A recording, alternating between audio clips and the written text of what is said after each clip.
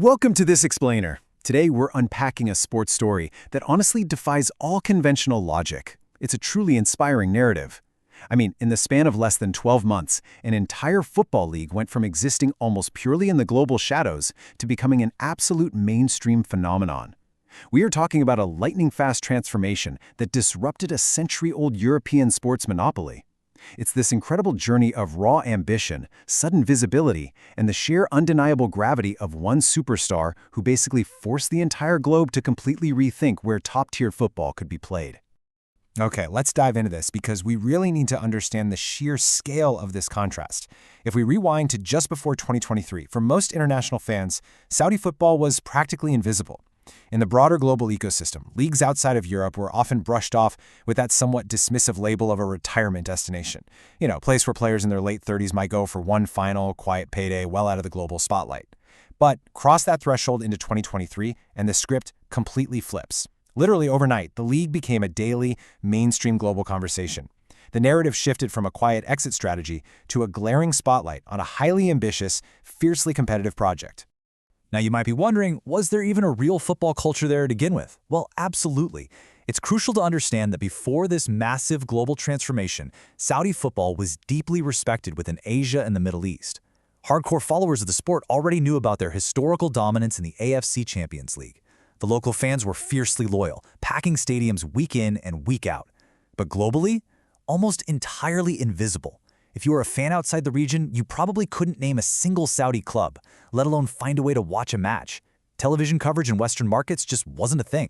It was a thriving, high-stakes football culture hidden entirely in the global shadows. But then, the ultimate catalyst, the single inciting incident that flipped the football world completely upside down. Cristiano Ronaldo officially signs with Nassr FC.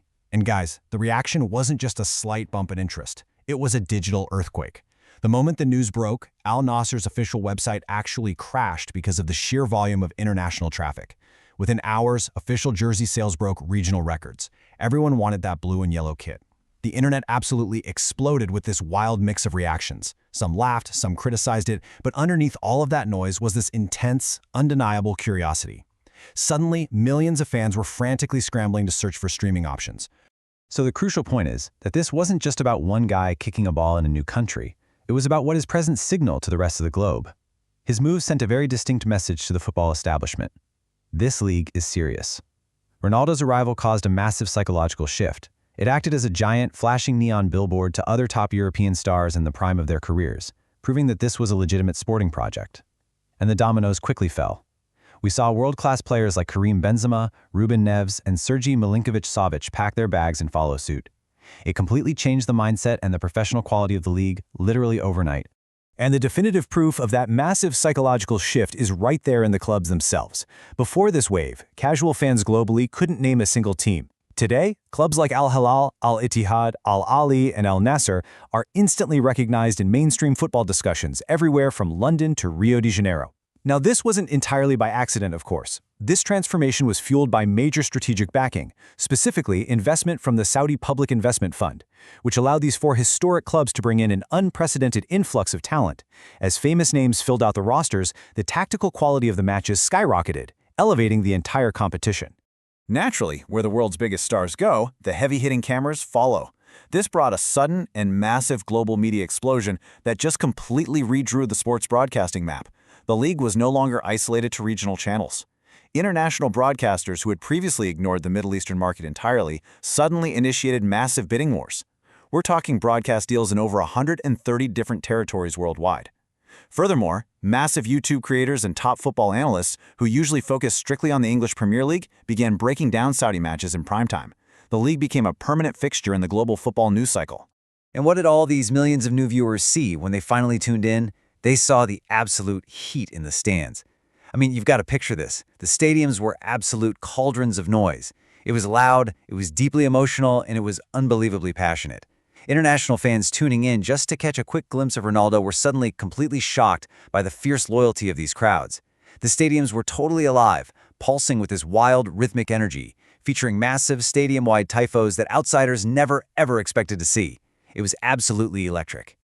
But here is an essential takeaway that really puts this whole story into perspective. Ronaldo didn't invent this incredible football culture in Saudi Arabia. Actually, scratch that. It's more like he revealed it. Take a fixture like the Riyadh derby between Al Hilal and Al Nassr.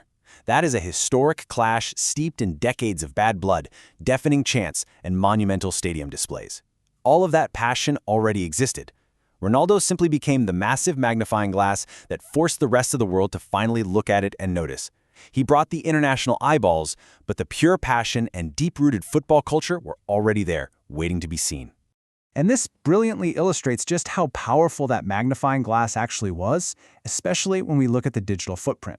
We aren't just talking about a slight bump in social media engagement here. Before this era, reach was strictly regional, and clips rarely went viral internationally. But the post-Ronaldo explosion, the numbers are mind-blowing. Just look at Al Nassr's official Instagram account.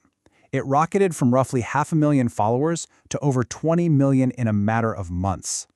Every single goal, every locker room celebration morphed into instant, highly debated global content, generating endless memes and viral highlights.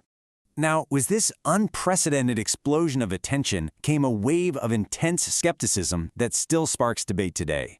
The big question, is this merely a financial exercise in buying attention, or is it a demonstration of genuine sporting ambition? It's a really complex conversation. On one side, some international pundits argue that the league is artificially inflating its relevance through state-backed investments that disrupt the traditional football economy. On the other side, supporters point to the rapid infrastructural development, growing youth academies, and the undeniable increase in on-pitch competitiveness as proof of a legitimate long-term plan. It's a debate that has firmly taken center stage. Interestingly enough, the very criticism the league faced actually became an incredibly powerful engine for its growth. It created this fascinating cycle of engagement.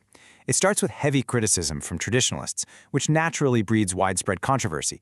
But in the modern digital age, what does controversy do? It creates immense, unignorable visibility. People arguing online means people are actively sharing clips, debating stats, and talking about the games. And ultimately, that sustained visibility translates directly into relevance.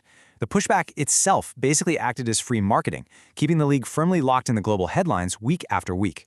So, where does that lead the landscape today? Well, most grounded observers don't necessarily see the Saudi Pro League as a complete replacement for the UEFA Champions League or the traditional European hierarchy. Instead, they view it as a rapidly growing international football project backed by serious long-term national ambition. It's really about diversifying their global presence. Curiosity is an incredibly powerful force, you know? The sheer curiosity generated by one massive transfer turned a regional shadow league into a formidable sporting project that the broader football world simply can no longer afford to ignore. Which brings us to a lingering, fascinating question to leave you with. Can one single player truly change the destiny of an entire football culture? Because football is so much more than just trophies, transfer fees, and statistics. Sometimes one individual possesses such immense gravity that they can physically drag an entire league out of the shadows and force the globe to pay attention. Whatever your personal opinion on the league's methods might be, there is absolutely no denying his legacy here. Cristiano Ronaldo didn't just join a new team. He fundamentally changed the trajectory of Saudi football forever. Thanks for joining me on this explainer, and I really hope this deep dive gave you a completely new perspective on how quickly sports landscapes can transform.